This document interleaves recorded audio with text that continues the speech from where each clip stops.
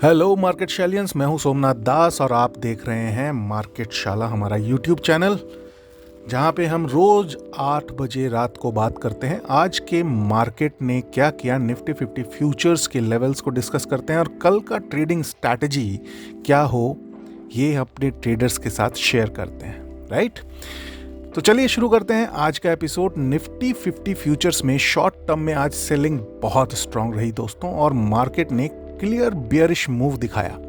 पूरे सेशन में bearish मोरोबोजू candle बनी और बायर्स लगभग इनएक्टिव रहे।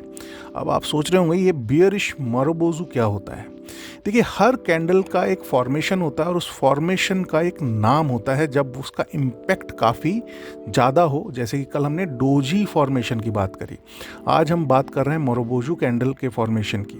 मोरोबोजू कैंडल का फॉर्मेशन उनको अच्छे से पता होगा जो टेक्निकल चार्ट को रीड करना जानते हैं। जो नए हैं, न्यूबीज हैं, उनके लिए मैं बता दूं कि अगर ये रेड कैंडल फॉर्मेशन के रूप में आता है, यानी कि बड़ी कैंडल पूरी जहाँ पे शुरू हुई वहाँ पे से बिना किसी बड़ी विक्स के वहीं पे से शुरू होकर के क्लोज होने तक सेम, मतलब बिना विक्स के जब कोई कैंडल बनती है और बहुत ही माइन्यूट कैंडल के साथ, माइन्यूट मैं कहूँगा विक्स के साथ कोई कैंडल फॉर्म होती है तो उसको मोरोबोजू कैंडल बोला जाता है। और मोरोबोजू कैंडल की एक खासियत ये होती है कि वो पूरी तरीके से एकाधिकार को जो है, मतलब कंट्रोल को शो करती है। तो आज जैसा कि रेड कैंडल जो है फॉर्म हुआ मोरोबोजू के रूप में, तो ये पूरी तरीके से ये शोकेस कर रहा है कि मार्केट के ऊपर सेलर्स का दबदबा रहा है पूरी तरीके से और बायर्स पूरी तरीके से मार्केट में आज नाकाम रहे।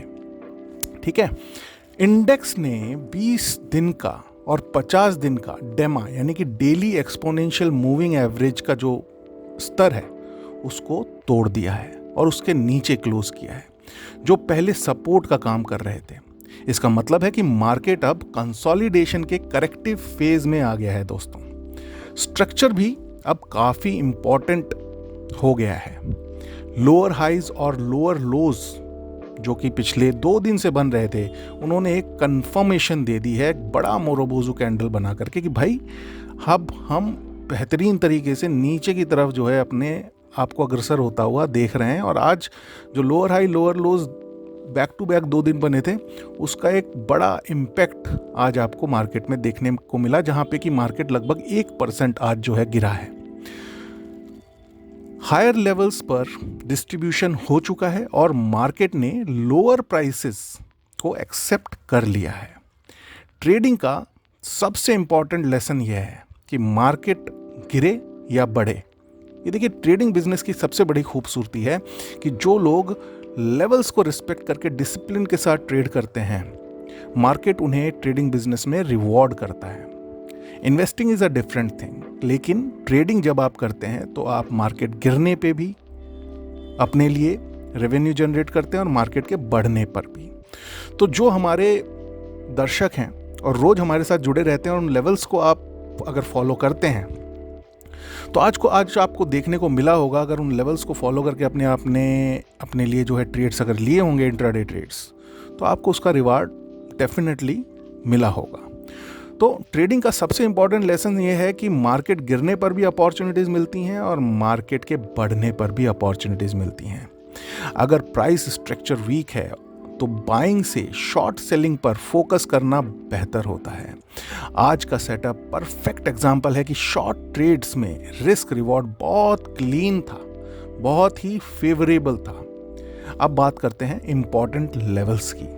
26,000 से 26,050 यह स्ट्रॉन्ग सप्लाई जोन है दोस्तों।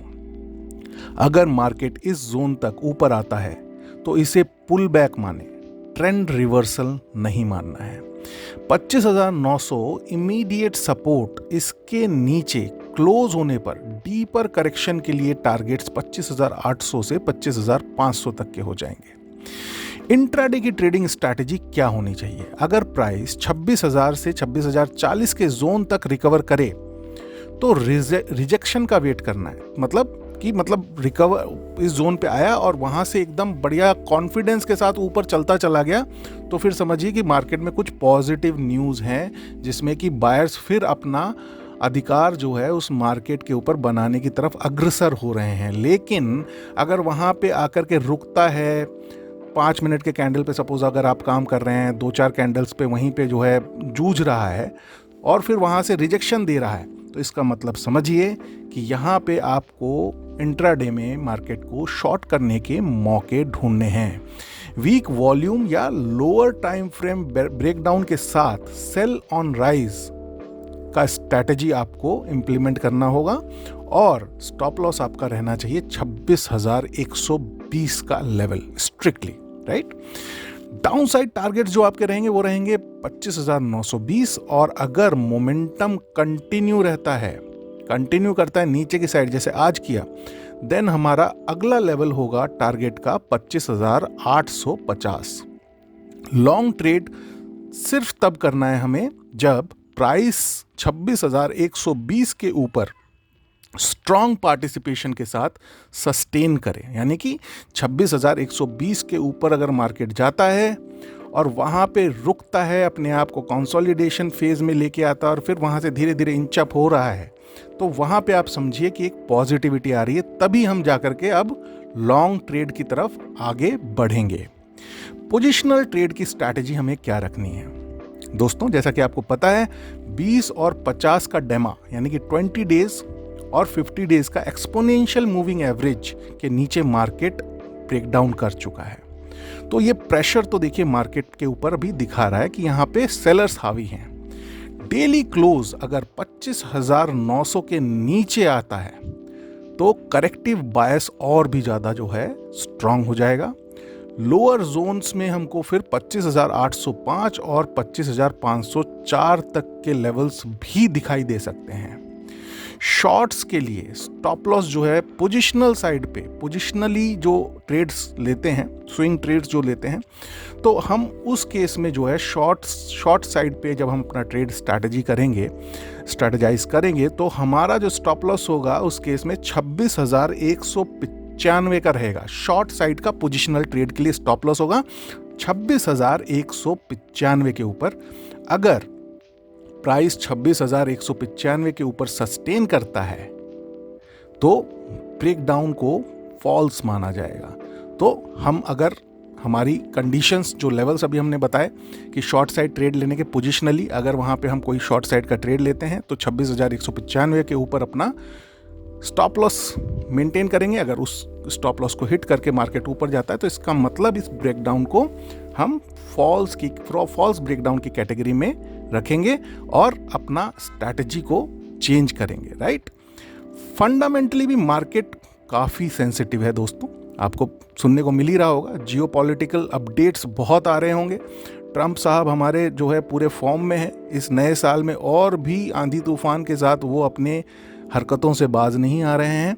और अभी तो उन्होंने नई एक शिगुफा जो है अपना छोड़ दिया है कि भाई जो भी रशियन ऑयल ले रहा है उन कंट्रीज़ के ऊपर 500% का टैरिफ इम्प्लीमेंट करेंगे। अपने संसद में उन्होंने इस अपने वक्तव्य को रख दिया है और पूरे तरीके से इस चीज़ को लेकर के आगे बढ़ने के वो मूड में हैं। देखते हैं आगे क्या डेवलपमेंट्स होते हैं। और उसमें हमारे देश का नाम भी है, चाइना का नाम है, ब्राज़ील का नाम है। तो बाकायदा जो है इस तरीके से कंट्रीज़ के नेम्स मेंशन करके वो अपनी स्ट्रैटेजी को आगे बढ़ा रहे हैं कि जिसका खामियाजा अदर कंट्री के इकोनॉमीज़ को देखना पड़ रहा है। यार ये भी एक आज के मार्केट के अंदर जो इतना बड़ा ड्रॉप आया है 1% से ऊपर का, उसके पीछे ये भी एक बड़ा कारण है। Global bonds yields, central bank commentary, domestic earning season और एफआईआईज़ की सेलिंग मार्केट को इन्फ्लुएंस कर रहे हैं दोस्तों। ये सभी फैक्टर्स टेक्निकल ब्रेकडाउन के साथ अलाइन कर रहे हैं। अगर आप इंट्राडे ट्रेड कर रहे हैं तो ये लेवल्स आपके लिए काफ़ी इंपॉर्टेंट है। ध्यान रखें कि मार्केट ट्रेंड को रिस्पेक्ट करना सबसे ज़्यादा ज़रूरी होता है। ट्रेंड के अगेंस्ट इंपल्सिव डिसीजन लेने से आपको बचना है। Short term bearish structure clear है, एग्जीक्यूशन पर फोकस करना है, इमोशनल होकर के मार्केट के अंदर ट्रेड नहीं लेना है, या फिर ओपिनियन पे कोई ट्रेड नहीं लेना है। जो मार्केट आपको जैसा मार्केट आपको दिखा रहा है, जैसा वो प्रोजेक्ट कर रहा है, लेवल्स के हिसाब से आपको अपने ट्रेड्स के लिए जाना है, चाहे वो शॉर्ट साइड पे हो या लॉन्ग साइड पे। बेयरिश सिग्नल अगर मिल रहे हैं तो उन्हें रेस्पेक्ट करना है, ट्रेंड के साथ एडेप्ट करना है और प्राइस कंफर्मेशन का इंतज़ार करना है, राइट। ट्रेडिंग में डिसिप्लिन और पेशेंस की रियल जो एज है उसको मेंटेन करके चलना है। प्रॉपर रिस्क मैनेजमेंट के साथ ट्रेड्स को एग्जीक्यूट करें और इम्पल्सिव डिसीजन लेने से हमें बचना होगा। और हाँ, आप क्या सोचते हैं आज के सेशन के बारे में, नीचे कमेंट्स में ज़रूर बताना है आपको।